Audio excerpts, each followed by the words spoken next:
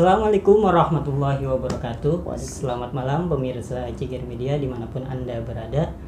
Alhamdulillah kita masih diberikan kesehatan dan masih diberikan umur yang panjang sehingga kita dapat berjumpa kembali di bulan suci Ramadan ini.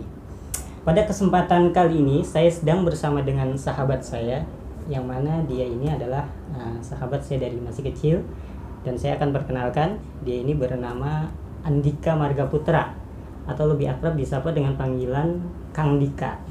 Gimana nih Kang Dika kabarnya? Alhamdulillah Kang Aan. Kang Aan gimana juga kabarnya? Sehat-sehat Kang. Alhamdulillah. Jadi pemirsa, Kang Dika ini adalah seorang pemuda yang pernah melalang buana untuk menuntut ilmu di sebuah pondok pesantren, dan sekarang ini dia sudah menyelesaikan tugasnya dan sekarang dia sudah kembali ke kampung halamannya. Nah, jadi saya mengundang Kang Dika ini ke Ceger Media, yaitu adalah tujuan saya itu untuk sharing tentang sebuah pengalaman-pengalaman, dan sekaligus nanti kita akan berbincang hangat mengenai seputar masalah puasa nih Kang. Iya, betul. Dan sekarang langsung kita mulai aja ya Kang. Oke. Pertama saya nanya pengalaman dulu nih Kang.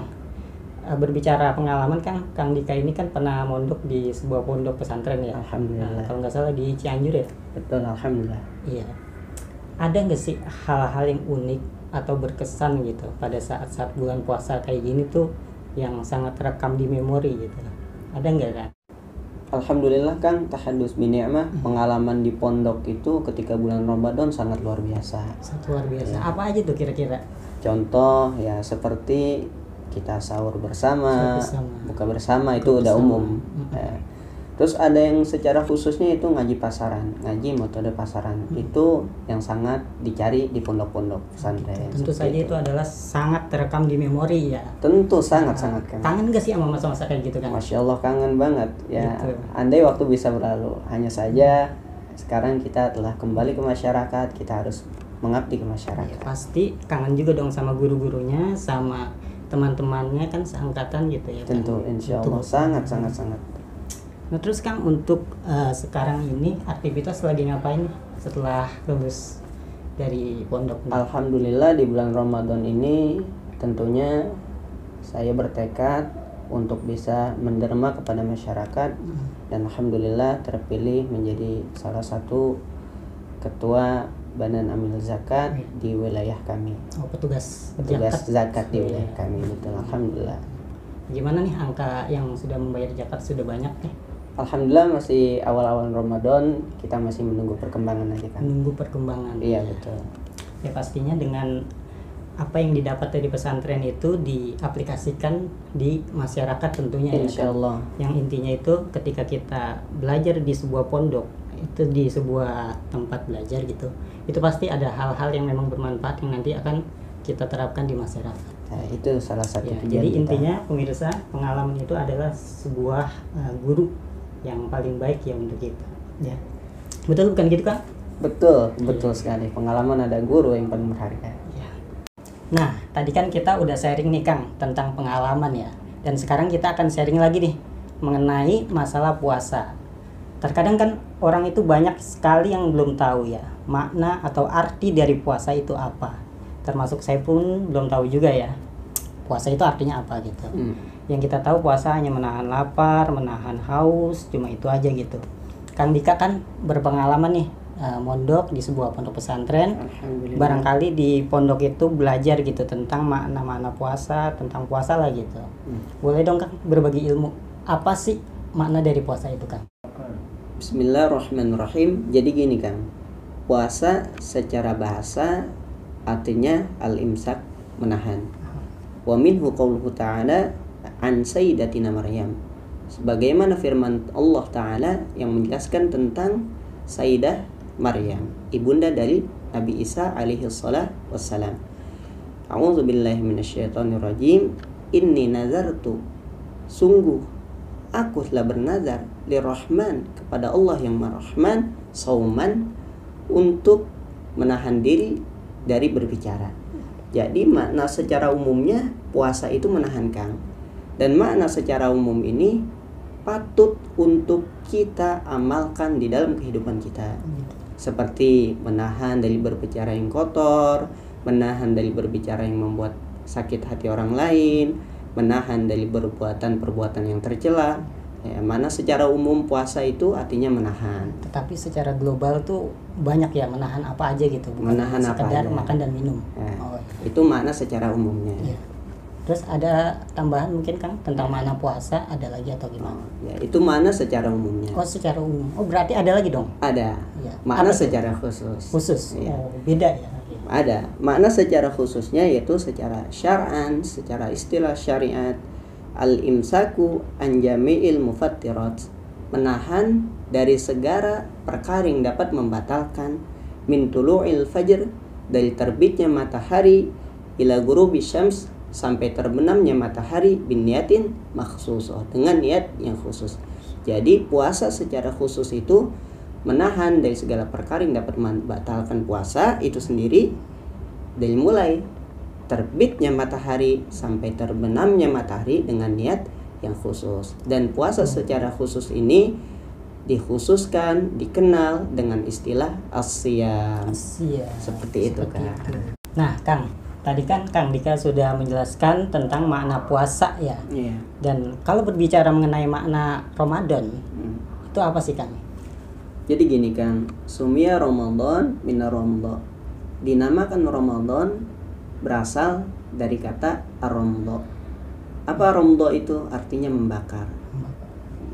Jadi pada bulan tersebut ketika dinamakan Ramadan, pada saat itu cuacanya sedang sangat-sangat panasnya. Oh, panas itu. Jadi Sehingga dapat membakar. istilahnya dapat membakar bumi. Panas itu. Ya, saking panasnya.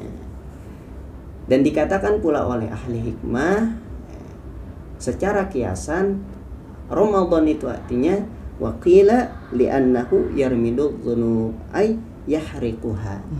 Kenapa dinamakan Ramadan? Karena saking panasnya keadaan saat itu dan datang kewajiban puasa dari Allah Ta'ala, maka keadaan yang panas itu dapat membakar seluruh dosa kita Gitu. sebagai manusia apabila kita melaksanakan puasa tersebut. Gitu. Pembahasan makna puasa sampai situ tuh Kang. Sampai situ. Makna Ramadan ya. Singkatnya sampai situ. Sampai situ ya. Nah, iya Kang, kalau berbicara mengenai puasa nih ya. Puasa itu kan adalah ibadah yang diperintahkan oleh Allah ya. Iya, betul. Dan puasa memang salah satu dari rukun Islam juga ya. Betul. Nah, kalau untuk mulai diperintahkannya puasa itu sejak kapan sih Kang? Diperintahkan puasa fardhus sanati tsaniyah minal hijrati fi syahri Sya'ban. Iya. Diperintahkannya puasa itu sejak bulan Sya'ban di tahun kedua Hijriah. Dengan turunnya ayat a'udzubillahi minasyaitonirrajim, ya ayyuhalladzina amanu, wahai orang-orang yang beriman, kutiba alaikumusiyam, diwajibkan atas kalian berpuasa. Kama kutiba alal ladzina min qablikum, sebagaimana telah diwajibkan atas orang-orang sebelum kalian, la'allakum tattaqun, agar kalian menjadi hamba yang bertakwa. Jadi turun ayat tersebut di bulan Sya'ban pada tahun kedua Hijriah. Seperti itu, Kang. Jadi intinya puasa itu adalah sebagai pembelajaran diri buat kita ya Kang, agar untuk kedepannya itu bisa lebih baik setelah kita melaksanakan puasa selama bulan Ramadan itu. Insya Bukan Allah. gitu Kang? Begitu, betul Gitu sekali, Kang. ya. Jadi alhamdulillah nih udah sharing Kang Dika nih, banyak sekali pelajaran-pelajaran yang diambil nih, kita sharing tentang apa yang Kang Dika dapat dari pondok nih. Alhamdulillah. Oke, tadi kan Kang Dika udah sharing nih tentang makna puasa ya. Intinya puasa itu adalah menahan ya Kang. Ya, itu secara umumnya. Ada yang secara umum dan secara khusus. Ya. Betul. Nah, kalau kita berbicara mengenai metode nih Kang, pada setiap ibadah itu kan pasti ada yang namanya tuntunan. Iya, betul. Atau cara-cara untuk melaksanakan ibadah tersebut. Nah, kalau untuk mengenai puasa nih Kang, apa sih ilmu yang mendasari tentang puasa itu Kang? Oke, Kang, sebelum saya menjelaskan tentang ilmu yang mendasari puasa, saya ingin menyampaikan sebuah perkataan dari seorang alim besar yang berasal dari Mekah, yaitu Sayyid Muhammad bin Alawi bin Abbas al-Maliki al-Hasani. Beliau mengatakan, al-ilmu bila amal atil. Ilmu bila tidak diamalkan atil, akan menjadi cacat ilmu tersebut. Tidak bermanfaat gitu ya. Cacat. Wal amal bila ilim batil. Amal bila tidak disertai dengan ilmu batil, akan menjadi sia. Akan amal menjadi tersebut. sia gitu. Wal jam'u bainahuma hasil. Apabila selaras antara ilmu dan amal, maka akan mencapai suatu keberhasilan. Dan di dalam pelaksanaan puasa Ramadan ini, apabila kita ingin berhasil, yaitu mendapatkan gelar la'allakum tattaqun, menjadi hamba yang bertakwa, maka pelaksanaan puasa Ramadan ini harus didasari dengan ilmu. Berarti betapa pentingnya kita belajar tentang fikih puasa, cara-caranya kita beribadah, gitu ya Kang, berarti sangat pentingnya agar puasa kita mendapat gelar la'allakum tattaqun. Makanya puasa ini harus didasari dengan ilmunya. Nah, kalau mengenai pertanyaan yang tadi Kang, ilmu yang mendasari tentang puasa itu apa aja Kang tadi? Oke. Ilmu yang mendasari tentang puasa ada beberapa penjelasan. Penjelasan pertama yaitu tentang syarat sah puasa. Syarat sah puasa ini ada 4 Kang. Ya, apa aja tuh Kang? Nah, yang pertama al-Islam. Pertama Islam. Fayushtaratu ayyakuna musliman jami'an nahar. Disyaratkan orang tersebut dalam keadaan beragama Islam sepanjang hari selama melakukan ibadah puasa tersebut. Berarti kalau orang yang bukan beragama Islam nggak boleh dong Kang puasa? Ya, boleh, tapi tidak mendapatkan pahala puasa tersebut. Tidak mendapatkan pahala puasa. Silakan aja kalau mau puasa, nggak Gitu. apa-apa. Memang yang kita lihat kadang banyak sih, ada yang sebagian seperti itu ya. Iya. Terus apalagi Kang selanjutnya? Yang kedua yaitu al-aqlu, berakal. Fayushtaratu ayyakuna aqilan. Disyaratkan orang tersebut berakal. Mumayyiz, dapat membedakan yang baik dan benar. Tidak gila seperti itu misalnya. Jami'an nahar, selama sepanjang hari tersebut ketika melaksanakan puasa. Jadi dalam keadaan berakal, mumayyiz, tidak gila singkatnya. Terus selanjutnya? Selanjutnya yang ketiga, an-niqa'u anil haidhi wan nifas. Suci dari haid dan nifas. Fayushtaratu an takunal mar'ah. Disyaratkan bagi seorang perempuan yang melaksanakan puasa tersebut tahiran jami'an nahar, dalam keadaan suci sepanjang hari. Itu harus suci terlebih dahulu gitu ya. Suci dari haid dan nifas ketika melaksanakan puasa. Terus apalagi Kang? Dan yang terakhir al ilmu bi kaunil waqti qabilan lis-shaim. Sebelum melaksanakan puasa tersebut, orang tersebut harus tahu waktu pelaksanaan puasa. Jadi jangan sampai orang tersebut ragu, ini udah masuk waktu puasa apa belum? Jangan sampai seperti itu misalnya. Terus nanti mau buka ragu lagi, ini udah waktu buka atau belum? Jadi nggak boleh ragu Kang, seperti itu. Berarti batasan-batasannya harus tahu ya. Batasan-batasan waktunya harus mengetahui, seperti itu Kang. Berarti ada 4 ya? Ada 4. Yang pertama adalah syarat sah puasa, yaitu adalah Islam. Yang kedua adalah berakal. Yang ketiga suci dari haid dan nifas. Dan keempat mengetahui waktunya, mengetahui batasannya. Kurang lebih kesimpulannya seperti kayak gitu kan? Seperti itu kan. Secara singkatnya. Oke, tadi itu kan mengenai syarat sah puasa. Betul sekali kan, syarat sah puasa. Selain syarat sah puasa, ada lagi nggak gitu syarat-syarat yang lain kan? Oh betul, ada lagi kan, yaitu syarat wajib puasa. Berarti beda dong syarat sah puasa dan syarat wajib puasa. Betul, beda. Tadi tentang sahnya puasa, sekarang wajibnya puasa. Nah, kalau syarat wajib puasa apa aja tuh Kang? Syarat wajib puasa ini terbagi menjadi 5 Kang. 5. Yang pertama yaitu al-Islam, sama Islam. Harus dalam keadaan orang tersebut Islam. Baru dikenakan kewajiban puasa. Kedua taklif. Taklif itu sudah terkena beban puasa. Ayyakuna balighan aqilan. Itu orang tersebut sudah dalam keadaan baligh dan akilan serta berakal. Jadi baligh dan berakal, maka orang tersebut dikenakan kewajiban berpuasa.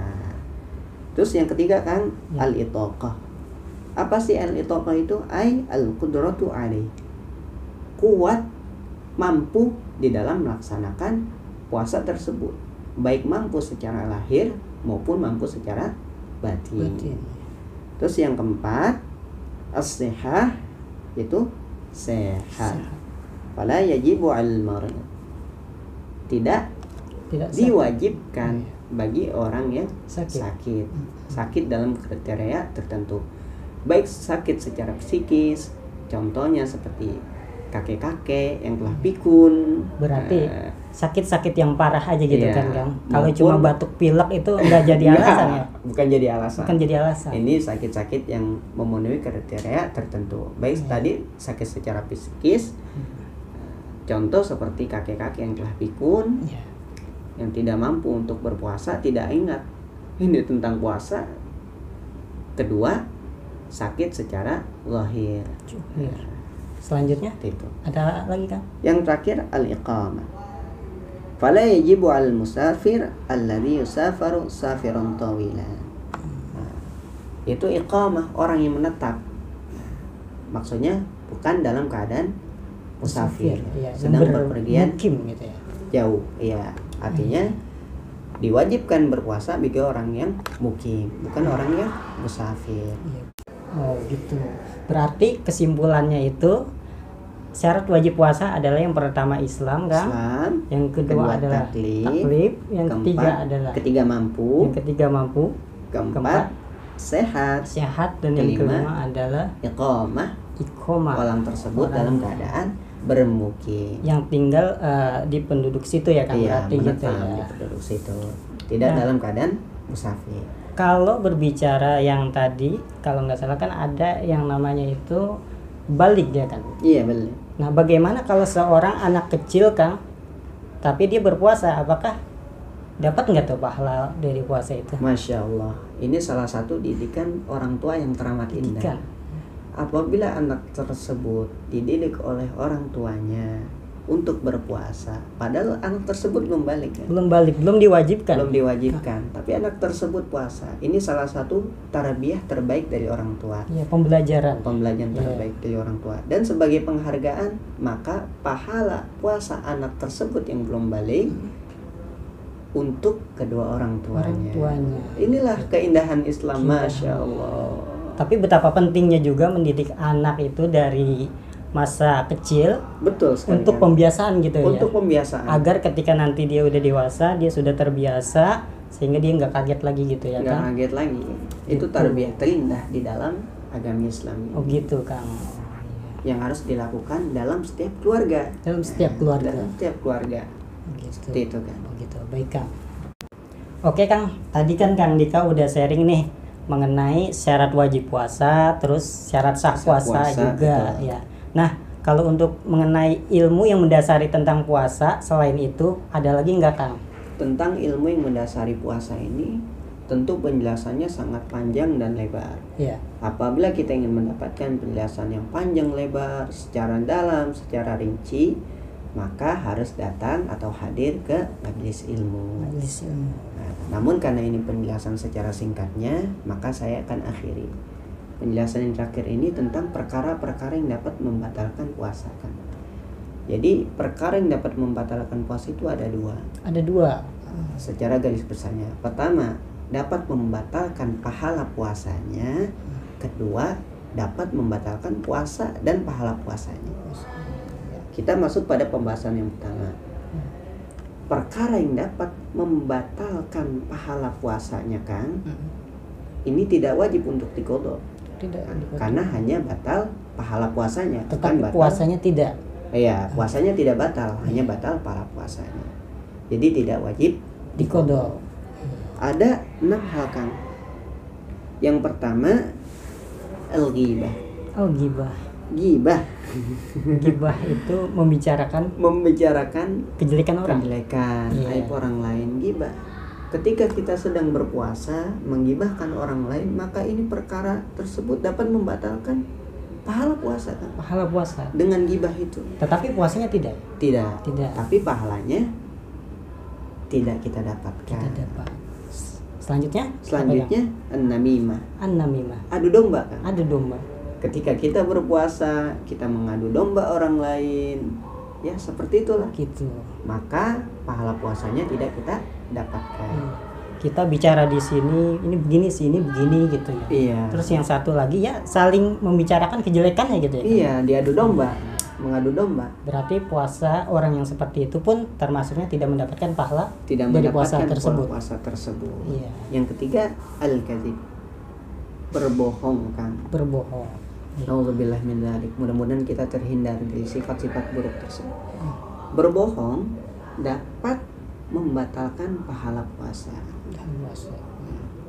Puasanya tidak batal tapi pahalanya tidak kita dapatkan. Tidak didapatkan. Selanjutnya kan? Selanjutnya an-nadhr lima yahrum au lima yahillu bisyahwat. Apa tuh? Memandang kepada seseorang selain mahram kita atau kepada yang halal untuk kita pandang. Walaupun semahram kita nih, Iya. syahwat dengan syahwat. Tidak boleh. Ya, ketika puasa kita memandang orang lain atau memandang seseorang yang telah menjadi mahram kita yang halal untuk kita lihat, tapi melihatnya dengan syahwat, puasanya tidak batal. Tidak batal. Tapi pahala puasanya tidak kita dapatkan. Tidak dapat. Ya Allah. Nah, selanjutnya apa lagi, Kang? Selanjutnya yang kelima al-yaminul kadzibah. Kadzibah. Sumpah yang dusta. Sumpah yang dusta. Ketika puasa dia bersumpah, tapi sumpah tersebut sumpah yang dusta, maka akan membatalkan pahala puasanya. Puasa. Dan yang kelima, yang terakhir ini yang keenam, qaula zur wal fuhsyu wal amal bihi. Perkataan yang buruk, perkataan yang tercela dan mengamalkan pada perkataan yang tercela tersebut. Berkata yang tercelanya saja kita dilarang, apalagi mengamalkan. Mengamalkan perkataan yang tercela tersebut terus kita amalkan. Maka hal ini dapat membatalkan pahala puasa. Dan ini masuk dalam sabda Nabi, qala Nabi sallallahu alaihi wasallam, kam min shaim, betapa banyak orang yang berpuasa, laisa lahu min siyamihi, orang tersebut tidak mendapatkan dari puasanya illal ju' wal atash, kecuali rasa lapar dan haus. Oh, berarti makanya sia-sia ya kan puasa kayak gitu. Sia-sia apabila ketika puasa kita mengerjakan 6 hal yang tadi telah saya jelaskan. Nah, Kang, tadi kan itu hal yang membatalkan puasa dari segi pahalanya ya, tetapi puasanya tidak batal. Nah, kalau yang sekarang, kalau yang membatalkan puasanya apa aja, Kang? Perkara yang dapat membatalkan pahala puasa sekaligus membatalkan puasanya. Fayajibu fihil qadha, maka wajib untuk diqadha karena pahalanya batal sekaligus puasanya juga batal. Wajib menggantinya tuh, Kang. Wajib menggantinya. Gitu kan. Apa aja tuh, Kang? Apa aja? Yang pertama yaitu murtad. Orang tersebut ketika puasa keluar dari agama Islam. Atau memang sudah murtad sebelum melaksanakan puasa, maka batal puasanya.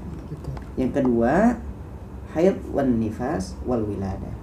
Ketika melaksanakan puasa tersebut tiba-tiba datang haid atau datang nifas atau melahirkan, maka otomatis puasanya batal. Terus yang ketiga, al junun, gila. Walau lahzatan, walau sebentar. Ketika puasa tersebut datang penyakit gilanya, maka batal puasanya. Terus yang keempat, al-ligma was-sukur, mabuk atau penyakit ayan. Ketika puasa datang penyakit ayannya atau datang mabuknya, maka puasanya batal. Terus misalnya jima, berhubungan intim ketika berpuasa, maka batal puasanya. Itu di siang hari ya, Kak? Di siang hari. Tapi kalau di malam nggak apa-apa kan? Nggak apa-apa. Ini di siang hari ketika melaksanakan ibadah puasa. Maka batal puasanya. Lalu muntah dengan sengaja misalnya, seperti itu, Kang. Di antara perkara-perkara yang dapat membatalkan pahala puasa sekaligus membatalkan puasanya. Nah, kalau muntah yang disengaja dan muntah yang tidak disengaja itu perbedaannya apa tuh Kang? Muntah disengaja dan muntah tidak disengaja ya tentu jelas perbedaannya. Kalau muntah tanpa disengaja ya seperti sakit. Yang dengan sakit itu tiba-tiba dia mengeluarkan muntah. Kalau muntah disengaja misalnya seperti tangannya dimasukkan ke dalam mulut supaya keluar muntah tersebut. Atau mungkin misalkan di sini ada sebuah bangkai, kita sengaja untuk mendekatinya. Itu termasuk salah satu. Bisa kalau kita niatnya sengaja mendekatinya itu untuk mendatangkan muntah. Bukan untuk membersihkan bangkai tersebut, mengangkat bangkai tersebut, tapi hanya untuk sekedar mencium baunya untuk mendatangkan muntah misalnya. Niat seperti itu, maka hal tersebut dapat membatalkan pahala puasa sekaligus membatalkan puasanya dan wajib diqadha. Ketika batal karena perkara-perkara yang telah saya jelaskan tadi. Dan selanjutnya? Ya, secara singkatnya seperti itu. Singkatnya seperti itu. Berarti termasuknya yang tadi kan apabila kita berpuasa ya. Terus tiba-tiba orang itu gila ya. Gila. Berarti batal puasanya. Dan setelah gilanya sembuh, dia wajib apabila membayarnya. Ketika hari tersebut dia puasa nih. Terus tiba-tiba dia gila, maka batal puasanya. Terus tiba-tiba di hari itu juga dia sadar, maka disunahkan dia al-imsak. Tetap menahan puasanya. Nggak boleh makan, nggak boleh minum sampai dengan maghrib. Kenapa? Lihormatil waktu. Untuk menghormati waktu Ramadan itu. Karena Ramadan itu tidak berulang kembali. Maka walaupun dia pada hari itu tiba-tiba sadar, maka disunahkan untuk tetap menahan puasanya, untuk tidak makan, tidak minum sampai datangnya waktu maghrib untuk menghormati waktunya. Dan nanti dia mempunyai kewajiban untuk mengqadha puasa tersebut, membayarnya seperti itu kan. Gitu. Ternyata banyak juga ya ilmu yang mendasari tentang puasa itu ya Kang. Kalau kita bahas secara panjang lebar nggak mungkin kelar nih. Mungkin kelar ini secara setahun 2 tahun kelar nih karena banyak banget ya pembahasannya. Makanya itu kalau pengen penjelasan secara detail dan lebar harus datang ke guru, ke majelis-majelis ilmu. Kita sih kayak gini ya sekedar sharing gitu ya. Tadi kita udah panjang lebar dari ngomong tentang makna puasa, syarat sah puasa, syarat wajib puasa, yang membatalkan puasa. Dan yang membatalkan puasa pun ada macam-macamnya gitu kan. Macam-macamnya. Jadi gitu. Kesimpulan intinya adalah pokoknya untuk belajar fikih tentang ibadah itu sangat penting gitu ya. Sangat penting agar ibadah kita, apa yang kita lakukan tidak sia-sia dan mendapatkan pahala dari Allah Subhanahu.